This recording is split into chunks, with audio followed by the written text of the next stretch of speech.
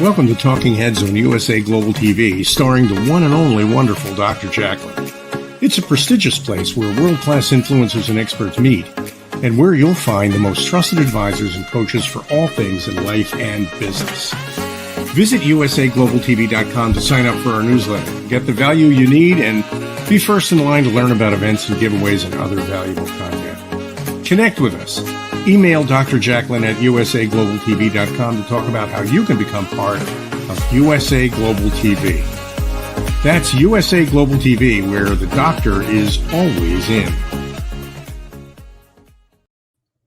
Hello and welcome. Happy Wednesday or happy Thursday, wherever you are in the world. We're so glad that you're with us here at USA Global TV and Radio. I'm Dr. JACALYN KERBECK, and our show today is the United Kingdom news and culture. And our discussion topic, it's a royal roundup. So let's welcome our panel. Joining me, DIANN FLOYD BOEHM. Also, hi, Helena Chard. Welcome. Hi. Hi. And Ian Pelham-Turner. Hello. Good afternoon. Nice to see you all. And I know that Ian and Helena, you have been super busy this week, and it's just beginning, it seems. So we'd love to hear about that as well. And DIANN, we missed you. We're glad that you're here with us again. So welcome, everyone. Let's start with Helena. What's going on? And we'll go around. Gosh, I mean, there's so much going on. As you mentioned, Dr. JACALYN, we're very, very, very busy. It's a real royal time. I mean, the week has just kicked off, and we have got lots and lots of different channels. And we've got the official Trooping of the Colour, the official Queen's Birthday Parade, which is tomorrow. And I think here in Great Britain, we're also good. We're good at pomp and pageantry. I was about to say pageantry, and you know, just really waving the flags and having a good party. And boy, I think we absolutely need it after the last couple of years. It's something I think that everyone is just so looking forward to. I mean, you always get a few people that maybe aren't so keen, but anyway, we're there, we're ready. I've got a few flags in the background. I don't know if you could see, that's my little bit of an attempt in the home. But yeah, no, it's there's so many, I think that it's the excitement, the build up. I mean, COVID really put a stop to everything, and now everyone can get together and party. I know that there's something like 16,000 street parties planned, so everyone's getting ready for their knees up, which actually is good as well, because lots of companies, shops are thrilled. It's far bigger than, you know, any royal wedding or anything like that. So any bunting, flags, you know, balloons, everything's flying off the shelves. So businesses are doing really well. So long may that continue. We also have Charles and Camilla and their cameo tomorrow in EastEnders. So here in the UK, we have different soaps, and EastEnders is one of the big ones. And they are going to be popping in tomorrow, I think, to Walford's street party. So that should be good fun. I don't know how that's going to go, but I think they're just playing themselves and they sort of walk on set. But it's just something fun. So, but there's the other flip of the coin is, you know, is your Jubilee party in jeopardy? There's lots of things saying that you've got to. I mean, I know in Portsmouth, they started banning bunting. You know, we're always in this cancel culture now, but yeah, councils were banning bunting simply because it seemed to be flying a bit too much. I mean, come on, this is bunting, this is celebration and pageantry, come on. So there's things like that going, and also people just didn't get, sometimes with the street parties, we've got lots around here and really all over the UK, you had to get in, you had to have sign off that you were having a street party. Some people missed that official deadline, and there is fear again with this, with council people going in and actually banning these parties. So I'm really hoping that, because it is so amazing, obviously this is like 70 years that Her Majesty has given us, and I just hope that people will just turn a blind eye in situations like this, because that's not fair. So we start off tomorrow, and I know it's going to be a very early day, and I think for the whole of the bank holiday weekend, there's lots and lots of opportunity, and I think genius British creativity as well, which is really exciting. There is leading the Jubilee pageant. There's a wonderful I think it's called the Hatchling, which is actually a dragon, and it is like a big puppet. It's huge, in fact. And 30 puppeteers are actually going to be working it. There has to be at least 15 at all times, but there are extra on site. And it's almost like a theatrical event where the puppet, which is a symbol of hope, improvises with the crowd. So I'm quite excited to see that. It's lovely when people enter into the spirit of being creative, whether it's in a small way. I know that people have been making things and leaving them all in towns and cities and things, just as a a nod to Her Majesty. So it's a really fun time. And I think just to finish as well, which is something that myself and Ian also have seen such a lot over the years, it's where the royal family super fans are out in force, and they have been camping out at the Mall, sort of outside Buckingham Palace, for days and days and days. So they've been, it's been windy, it's been raining, but people just will not miss it. They want a good position. So they've been camping out. And there is one guy, I don't know if you remember Ian, called John Lowry. I think he presented Ian with a birthday cake a few years ago. He's now 67. He's been in love with the royal family ever since he was knee high, and he hasn't missed anything. And he's there, he's excited. I had a little chat with him, and he's ready to go. But I think the whole thing, it's the fanfare, and I've missed it. I have to say, I really have missed it, and I think I'm going to stop now. So hopefully we'll have some photographs of everyone having a good time, which is what it's all about. And I really hope Her Majesty will have a good time as well. I'm sure she will. She's, as we've heard, she's having she's choosing really what she's going to attend. And there was a little bit of a hairy moment when she flew from Scotland, I think the other day, to Windsor, and she had a bit of a problem with the plane. But hey, I think we've all been there when there's been a bit of a storm and something, but she landed and all is. So now she's just revving up for it. So I'm excited for tomorrow. Helena, I have a comment and a question. My question is, what is bunting? Me too. That's what I wanted to know. So bunting, it's like, how you have like a long, it can be anything on it. You have a long thing that you can hang them on the walls. You can hang sort of a long, for instance, you have lots of little flags all hanging up. Even almost cards. That's all. But I mean, and if you put it everywhere, then you've got, it just creates a lovely, we tend to have a sort of lot of big red, white and blue bits and pieces all flying around. But can you believe that the council saying banning bunting? I mean, No. There's a lot of other things that could be banned. I don't think bunting should be. Absolutely. Absolutely. And my other comment is, in terms of celebrating and having impromptu parties, did I hear you say that you have to have some type of authorization, or can people just get together and have a party in front of their home or in the street? Yeah, I mean, if you're going to have a party at home, or it's quite a small affair, then obviously you can have that and that's fine. But it's when it becomes a street party, so then there's lots of people involved, it has to be signed off and authenticated, I guess.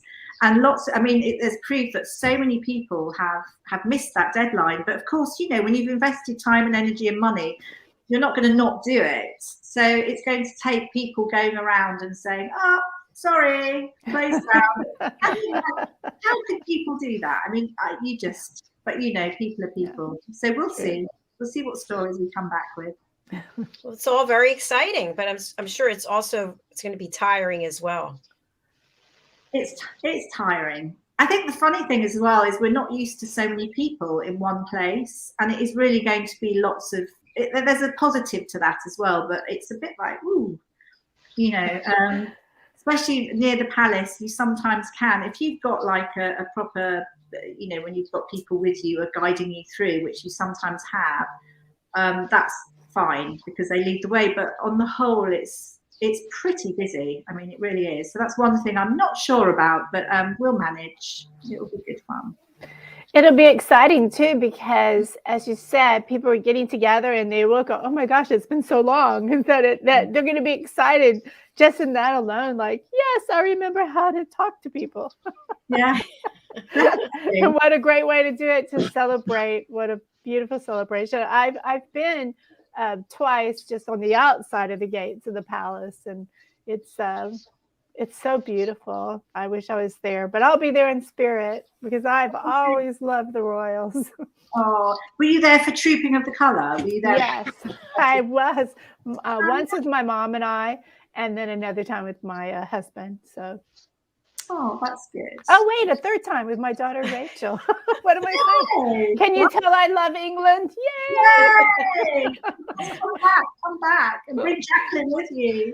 I was there once, which was in 2018, and I am planning on coming back. I didn't make the arrangements yet, but for the Women of Heart Awards in November. That's fabulous. With Desiree Richardson. Very good. Yes. Thank you so much. How about you, Ian? Well, I've been collecting royal factoids, you know, ready for tomorrow. So I've been looking at, you know, some of the interesting things that the Queen has done over the past 70 years. And apparently she became the longest ever serving monarch on September the 9th, 2015. And now in that time, over 70 years, she's visited 150 Commonwealth countries. She's done 21,000 personal engagements just in Britain. And she's hosted over 100 state visits. She's the patron of 500 organizations. And she has sent out, would you believe, we have a tradition in Britain that when someone reaches their 100th birthday, they used to get a telegram or a card from the Queen. Now, in 70 years since she has been Queen, over 300,000 birthday cards have been sent out by the Queen, and she signs every one of them as well, personally, have been sent out to people in Britain who have received 100 years or more at the same time. So there's you know, she's done a lot right now. There's lots of very nice stories at the moment as well. There's this, I'm sure, one that Helena will try and visit. And there's this special tree that has been built. And it's been built to actually light up on Thursday night. And so beacons are going to be lit right across Britain on Thursday night, and it's the in the past, when people or when other countries were trying to invade us during Norman times, Saxon times, Viking times, they would light up beacons right across Britain to actually warn people that the invasion may be happening. But they're now doing this as a celebration as well at the same time. And I was also looking at what is the meaning behind Trooping the Colour in the first place. And does anybody know that? I was going to ask you. In the No, I don't know. the official birthday. Yeah, it's Trooping the Colour. Actually, the colour is the flag, first of all. And apparently, this goes back to the 1700s. That when armies would be told they were going to fight, they would collect around the flag, because in those days there was a lot of smoke, there was a lot of noise going on, and so the flag was the color in the first place. It was a very colorful flag that was hoisted up, that all the army could see where the center of the army was. And basically what happened was that every night, when at the end of the day, once the army have actually stopped and they were marching to wherever they were going, they would all line up, and a horseman would actually carry the colors of the regiment down the full length of all the soldiers. to what was known as the billets, the headquarters.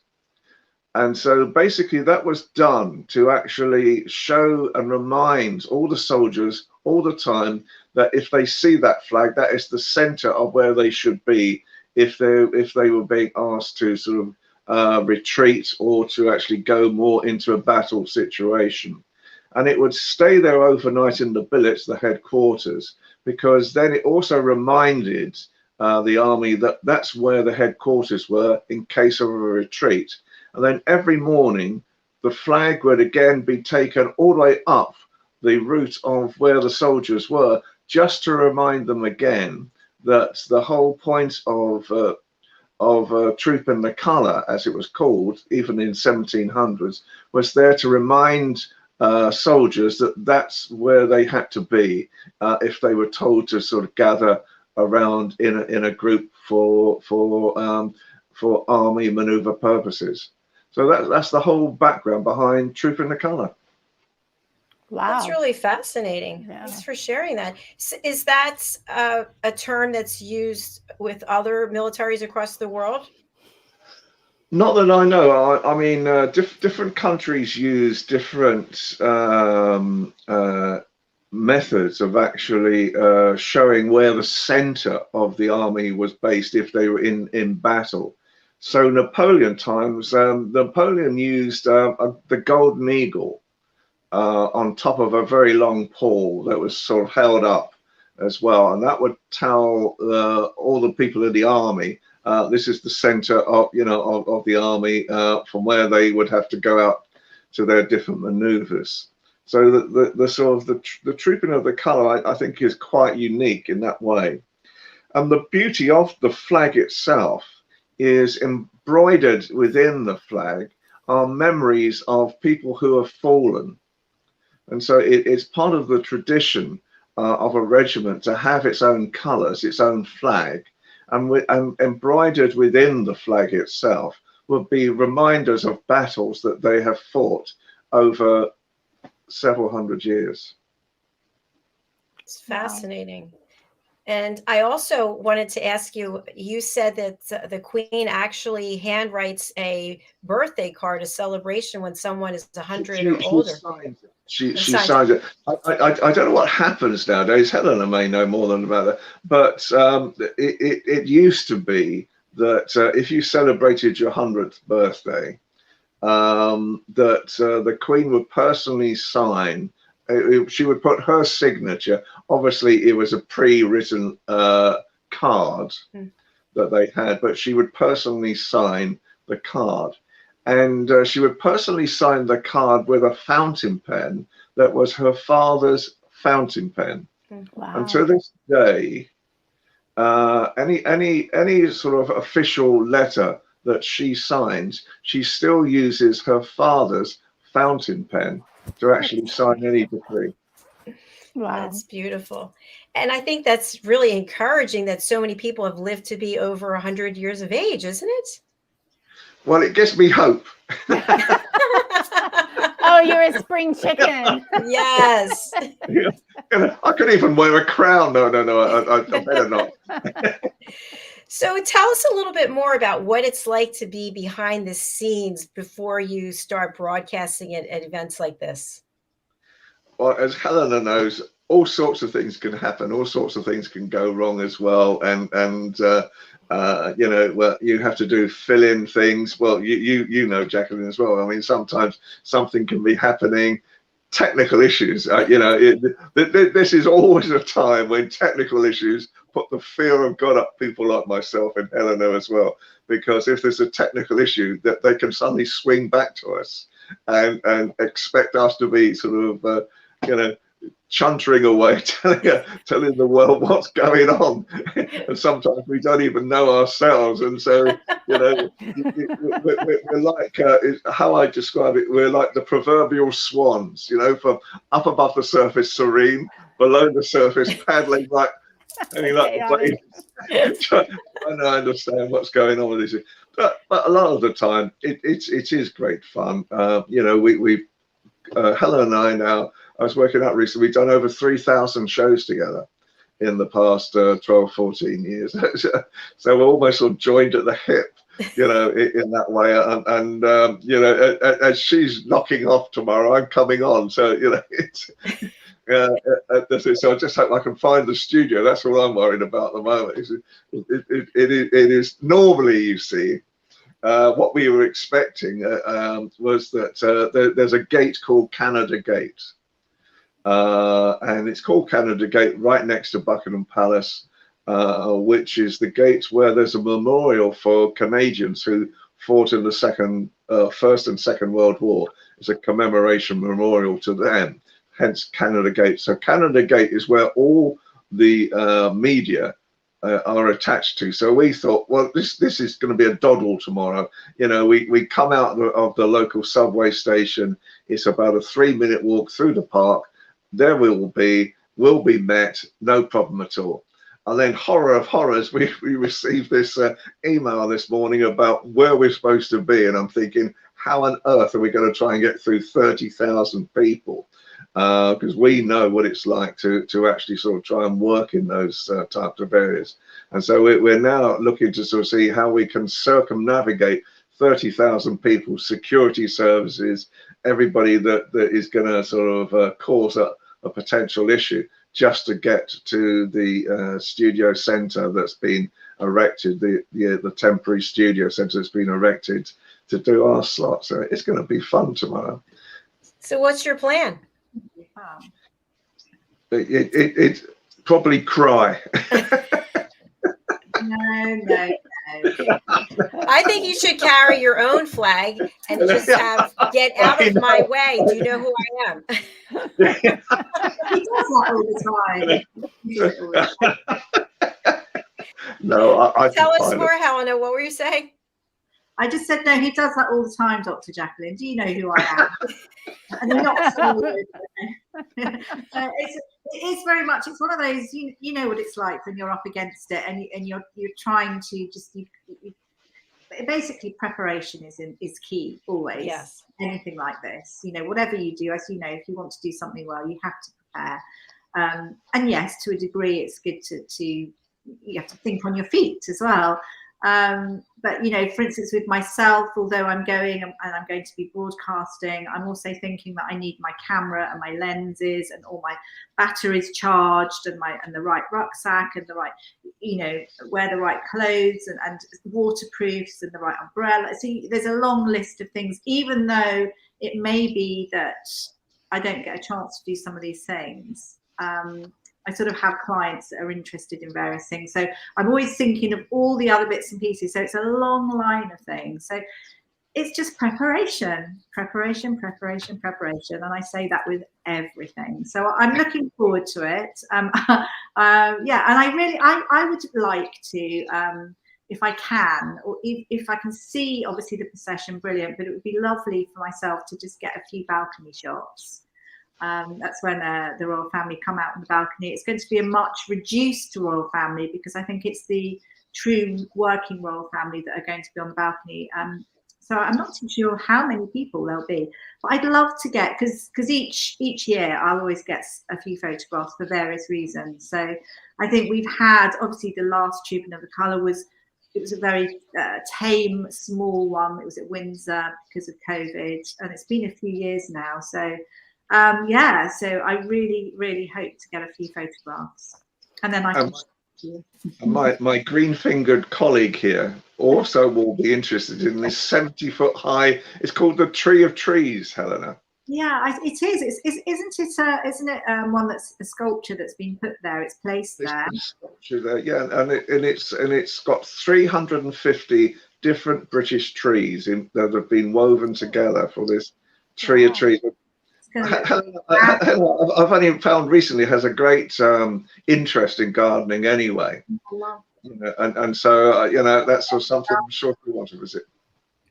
Helena, I hope that she'll be on our new show, Global Homes and Gardens. That would be fabulous. Oh, I saw that, Jackie. That is, isn't it? That is exciting. Yes, you have to book in and take us on a tour. That would be great.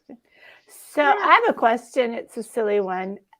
So for your royal shot, are you like up on a super high ladder?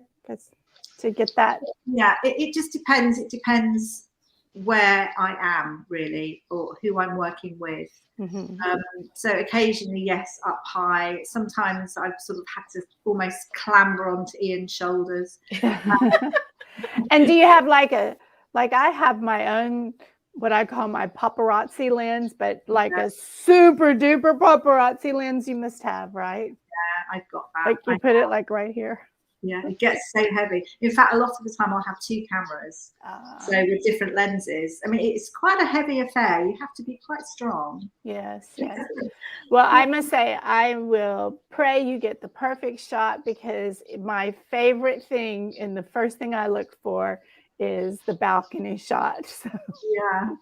I hope so. It just depends where I am, but we'll see. It's going to be an interesting time tomorrow, I think, as well. You know, to see there's still bets being taken about whether Harry and Meghan will still be seen on the balcony, whether Prince Andrew will be seen on the balcony. At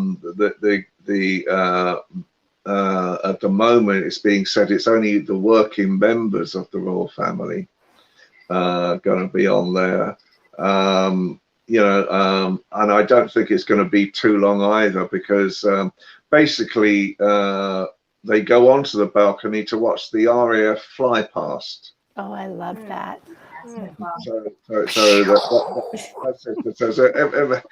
Well done. Yes, we might be able to need your voice tomorrow. I just love it. It's so exciting, you know. I mean, just the fact that these guys and gals can get into that plane and do those soaring high and twirls, and you just sit there and go, wow, something to be proud of, right? Well, they do some amazing things these days as well, and so that they've obviously got a helicopter that is higher than the RAF when they do their part of the fly past. Wow. You know, with the streaming colours coming out the back. Beautiful. And so they can actually do a shot where they're higher than even that, and the camera's shooting down on the fly past, going over the palace at the same time. So wow.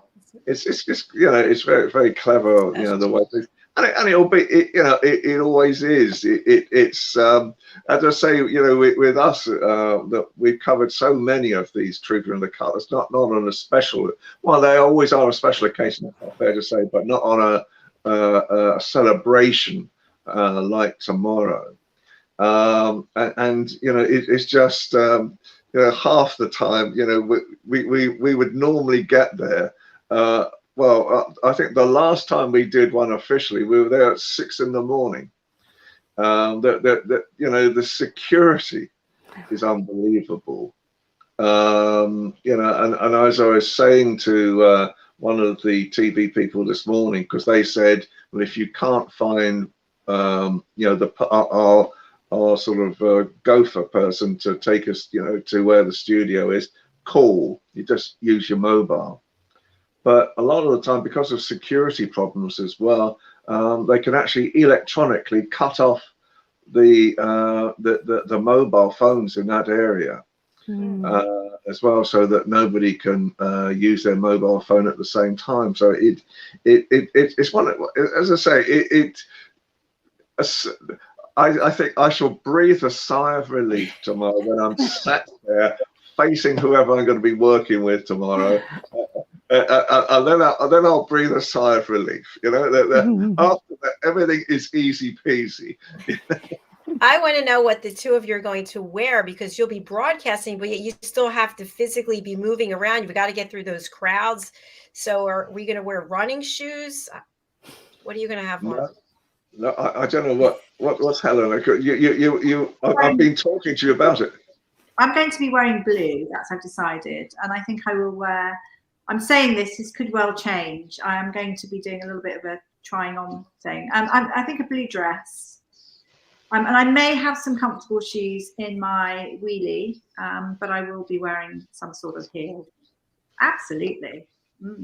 Hair down, hair up. Do you ever wear your hair up or no? I do, yeah, I do wear my hair up, not so often. I should try and I should look into that. You look beautiful no matter what. Yes, you do. Ian, hair down or hair up?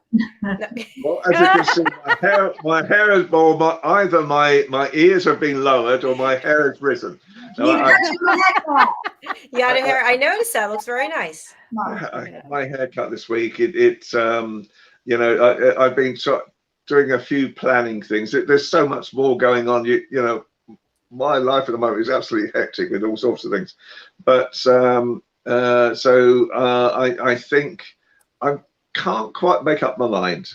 I actually have a lucky outfit that I might wear, and it might be just you know, my lucky outfit is it's like a heart. It's a long jacket. It's a long coat that comes down to my knees. It's got a velvet, black velvet collar to it as well.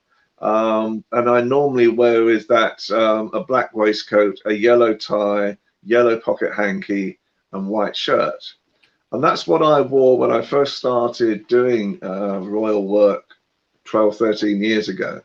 And for a long time, that's what I wore. And then one day I decided to change it, and everybody started asking me, why have I worked, you know, why have I created a new brand for myself? Why aren't I wearing what I normally wear? So, you know, men don't really think about these things, if I'm really honest with you. We're more concerned about sitting in the seat, making sure that we've got our factoids in front of us, just in case we're thrown some sort of question. And as long as we're comfortable, I think that's all it is. I don't really sort of, you know, I'm not over conscious. You know, I've only had about 4 outfits dry clean this week. I'm so proud of you. This would be a good topic for the men's show that we have. Don't you think? Be. Men talking about how to dress for an event. Do you know, it's I don't know. I suppose I always say that whenever I go out, I dress what I call smartly. But I always explain why I do this, because in reality, the few times when like I'm wearing this afternoon, I'm wearing something casual this afternoon. And the only time when I've worn something casual in the past, something has happened and some TV station has called me, and I've got to then, you know, try and find something to wear. And normally most of these TV channels, they'll say, well, I've got about 20 minutes to get there, you know, and it's probably a funeral or something, or someone's died, and I can't be seen wearing something like this. So over a period of time now, I've always learned to dress smartly. And I say it's my insurance policy. Because if I'm dressed smartly, the chances are I will never get called to a studio. Exactly. If I'm wearing something like this, I swear to God, it's like I'm tempting fate, and I'll get called by someone on some massive story, you know, and there will be me in a tracksuit, you know. It doesn't work. Going back to your factoids that you've been collecting, it would be fabulous for you to put them all together in a book for people like me who love the royals, and you could just add a picture that goes with a factoid. Just saying, I would love it. Oh. Well, that's more Helena's. You know, I mean, okay, Helena, both of you, one of you. You know, she'd be very good at doing those things as well. She's got some great photographs. I mean, also over the years. We had an exhibition called The Royal Child, and we ran that for quite a while. And it was a travelling exhibition, really, I suppose, around the M25. So it went to various places, hotels, venues, and it was a wonderful selection of pictures. Our photos were in there, along with a few other photographers. And really, it was royal children from Victorian times to now. And we had, and there were other pictures in there as well, and there were little anecdotes as well with each picture. So we have done that, and we still have that exhibition, in fact. And really, we should add to it and do something bigger and better. That's my feeling. And bring it over here to the States.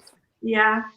Absolutely. Yeah. We were going to do that at one time. There were some offers, you know, to do these things. It's logistics more than anything of you know, getting imagery over there and how it can be done. But and I've got a feeling. You know, I don't know why. I've got a feeling. In fact, he's over here now. The guy who's doing it. I've got a feeling that this year there is an event in Florida. But I'm just going to start driving right now. I don't know. You may know about. I don't know that. Perhaps I've got this. I'm sure it is 2022. There's an event in Florida this year that is a UK USA major exhibition where there's going to be a cricket match as well. Oh yes, as part of the celebrations, and I'm sure it's this year. Wow. You know this year's. I don't know how you feel, but this year's crept up on me. It's flying by. It's you know. I mean, we're now in June.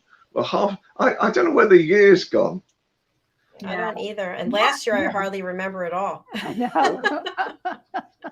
It is so busy at the moment, and it seems like 1 week sort of turns into another. But and I think so. Yeah. So I mean, we would always look at Helen and I. You know, would always look at doing an exhibition in America, because I think you know.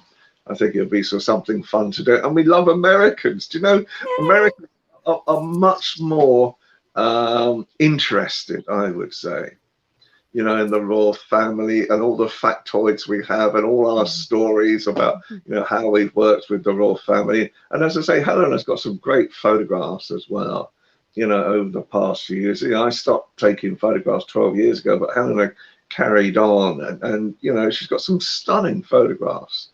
And some very poignant photographs as well of the Queen that I think deserve, you know, to be seen more as well. Well, we're going to have to talk to some museum people over here. Yeah. Well, we can do a collaboration. Well, we'll you know, because I think obviously we had the Mayor of London recently. Touring different states in America, promoting London again, and I was at you know, the meetings I'm having at the moment, you know, and I was had a meeting in a in fact it was the building where Queen Victoria was born, in London, and it's now the building for the Institute of Directors. And you know, we were talking to them yesterday about doing different operations as well, and different things that they may want to do. So who knows, we may sort of do an exhibition of something as well. But what Britain wants right now, and is it needs to promote Britain across the world once more. And so you know, I think we need a lot more energy doing that. Well, I have to say that I'm trying to do my share. I'm watching Downton Abbey every night. I'm on season 3. So I absolutely love it. It's one of those things that you get so caught up in it. Mm-hmm. You know, it's just such a great series, you know, and I mean, I think at one stage it was getting globally something like about 100 million viewers a week. You know, it's just one of these massive stories. And Helena will say we met. I forgot the guy's name now. Do you remember the guy's name? I can't think. I know who you mean though. The writer. Yeah. The writer. Oh, slipped my mind. Yeah, it was good. It was good fun though, wasn't it? And actually thinking about it, Ian, we've still not done your birthday Downton Abbey, which is all, but we've just been so busy. So I think it's going to have to wait. I didn't want to say that, but what time has there been? You come to mention it. After the Platinum Jubilee celebrations. There you go. There you go. You know what I thought was really interesting, just closing out on Downton Abbey, you shared that clip with us about the new movie. And because I'm watching the series and I don't know how it's going to unfold, but you can see who's left in the movie. And I'm starting to think, oh, I wonder if this person was cast off. But I think that the people in reality have aged very well for the most part.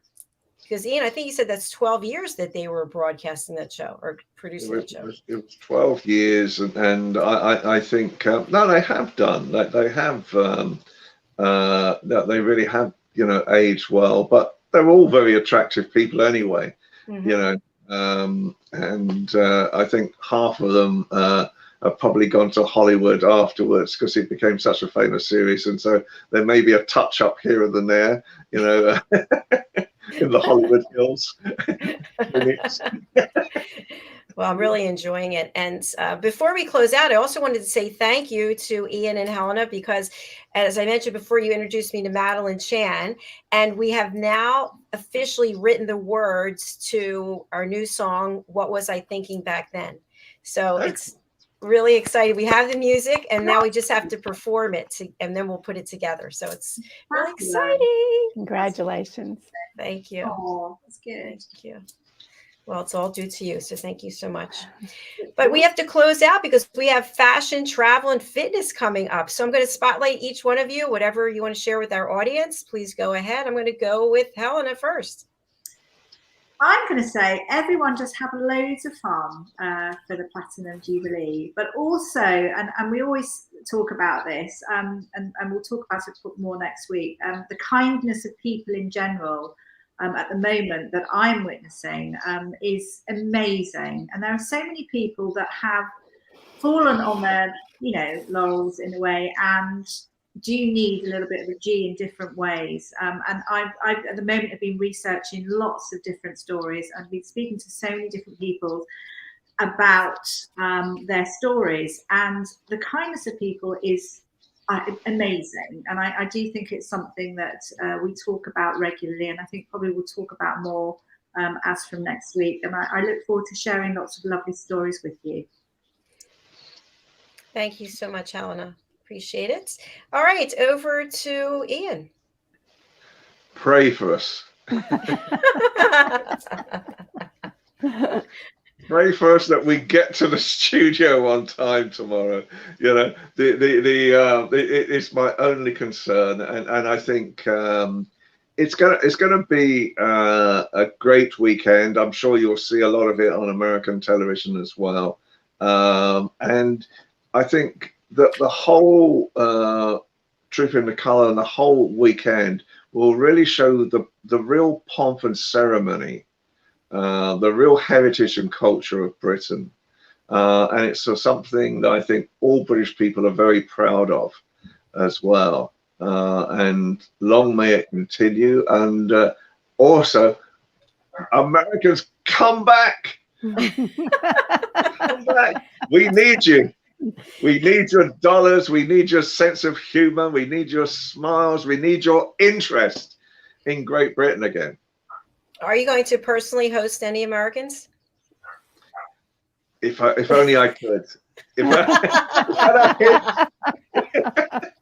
Good answer. Good answer. Well, I was thinking, because you have your tracksuit on already, if you leave right after the show, you could make your way over there with a travel bag, and then you could be ready. You could change. Do you know what? Today, I just felt today. I just needed something casual today, just something relaxed for a little while, because there's so much going on that I'm, as Helena was, I'm very simple-minded. I just take me to the location, plonk me down, turn my brain on, and off I go. And so I just need that sort of bit of relaxation today. Well, good. We're glad that you're taking it, and I know it's going to be fabulous. We can't wait to see it. Can you let people know where they can watch? Okay, so well, both Helen and I. So I think you start at 10 o'clock tomorrow morning, don't you, Helena? I do, but we need to be there obviously super duper early, way before then. So. No, I get it. It's just the transmission time. So, I think sorry, it's you'll be able to see it hopefully on the internet, which is GB News, gbnews.com, I think it is. Which and so well, Helena's starting at 10 o'clock. I'm taking over from her at 11 o'clock. And then you're on Friday, aren't you?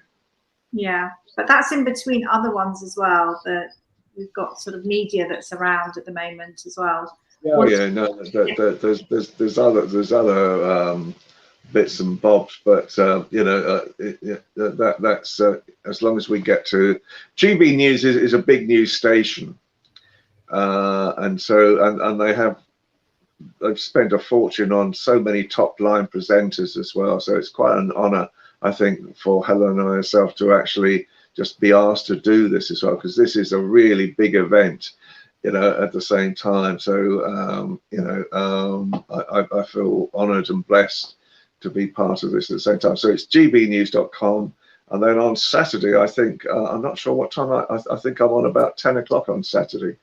You know, it's one of these whirlpool situations that you know, will be happening. Well, congratulations. We're very excited for both of you, and we can't wait to hear what you have to share with us next week when you come back. Absolutely. And let's go to Diann Floyd BOEHM.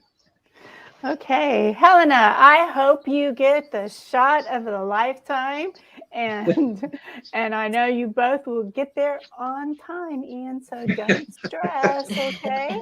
But most importantly, for all the viewers and listeners, hop on a plane and get to England. If you can't, make sure you tune in and watch. I know I'm going to have to wake up early and make sure I don't miss a moment to see it live. It's exciting times over there, and I love England. Thank you so much, Diann. That's beautiful.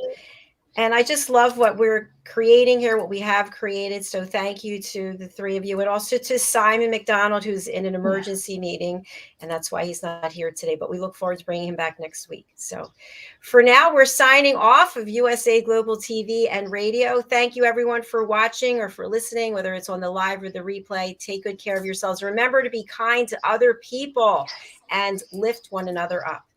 That's all we have for now. Bye. Bye, everybody. Bye. Take care.